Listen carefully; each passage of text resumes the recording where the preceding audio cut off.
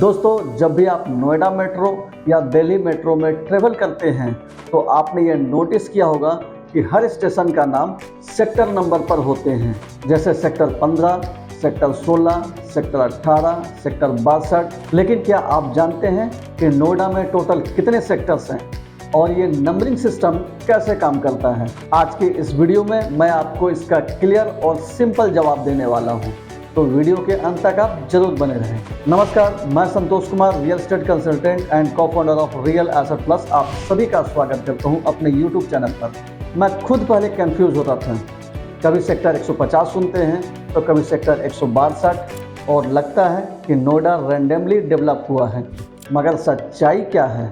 सच्चाई ये है कि नोएडा एक प्लांट सिटी है और हर सेक्टर्स का एक पर्पस होता है। रिसर्च करने के बाद जो सच सामने आया है वो ये है कि नोएडा में टोटल 163 सेक्टर्स हैं मास्टर प्लान के अकॉर्डिंग, लेकिन सेक्टर नंबरिंग सेक्टर 1 से लेकर सेक्टर 168 तक जाती है। लेकिन ट्विस्ट यहाँ है, क्योंकि नोएडा के ये 5 सेक्टर एग्जिस्ट ही नहीं करते हैं, जैसे सेक्टर 111, सेक्टर 109, सेक्टर 103, सेक्टर 114 और सेक्टर 13। मतलब नंबरिंग कंटिन्यूअस है, लेकिन एक्चुअल सेक्टर्स थोड़ा कम है। अब मैं आपको एक खास बात बताना चाहता हूँ।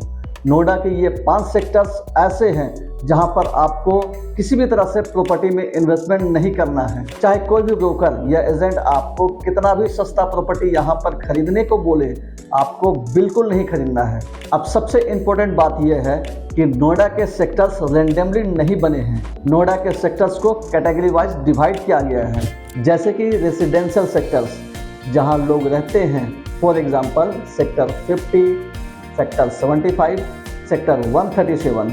इसके बाद आता है कमर्शियल सेक्टर्स जहां ऑफिसेज, मॉल्स, बिजनेस हब्स होते हैं, जैसे कि sector 18 shopping and business hub. इसके बाद है इंडस्ट्रियल एरियाज, यहाँ फैक्ट्रीज और मैन्युफैक्चरिंग को डेवलप किया जाता है, for example sector 63 and sector 80। उसके बाद है इंस्टीट्यूशनल एरियाज, यहाँ कॉलेजेस और ऑफिसेज होते हैं, for example sector 62 educational hub. इसके बाद है ग्रीन एंड ओपन एरियाज, यहाँ बड़े बड़े पार्क और प्लेग्राउंड्स होते हैं। फिर है ट्रांसपोर्टेशन जोन्स, यहाँ रोड्स और मेट्रो की कनेक्टिविटी होती है। इसके बाद आता है SEZ यानी स्पेशल इकोनॉमिक जोन्स, यहाँ IT एंड एक्सपोर्ट कंपनीज होते हैं। इसके बाद है विलेज आबादी एरियाज, यहाँ प्रॉपर विलेज हैं जो डेवलप हुए हैं। मतलब हर सेक्टर्स का एक अलग पर्पस होता है, इसलिए नोएडा प्लानिंग वाइज इंडिया का बेस्ट सिटी में से एक माना जाता है। तो आप समझ में आता है कि मेट्रो स्टेशन सेक्टर वाइज क्यों होता है। मेट्रो प्लानिंग भी सेक्टर्स के अकॉर्डिंग ही हुई है, इसलिए आपको इजीली समझ आ जाता है कि सेक्टर 52 यानी कि residential areas, sector 62 IT hub, sector 18 commercial hotspot. ये क्लैरिटी इन्वेस्टर्स और बायर्स दोनों के लिए काफ़ी पावरफुल है। अब अगर आप प्रॉपर्टी में इन्वेस्टमेंट कर रहे हैं तो ये नॉलेज गेम चेंजर है।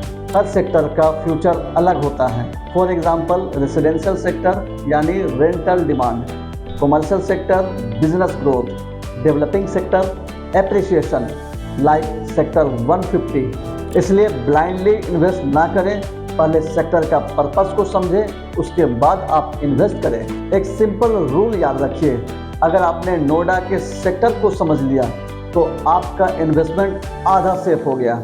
लोकेशन सिर्फ नाम नहीं होता है, उसका जोनिंग, फ्यूचर डेवलपमेंट ही एक्चुअल वैल्यू क्रिएट करता है। तो अगर आपको रियल एस्टेट के ऐसे ही सिंपल और प्रैक्टिकल नॉलेज चाहिए तो हमारे चैनल को सब्सक्राइब जरूर करें, और अगर वीडियो पसंद आया हो तो इसे लाइक करें और ज़्यादा से ज़्यादा शेयर करें। तो मिलते हैं नेक्स्ट वीडियो में, तब तक के लिए आप सभी का बहुत बहुत धन्यवाद।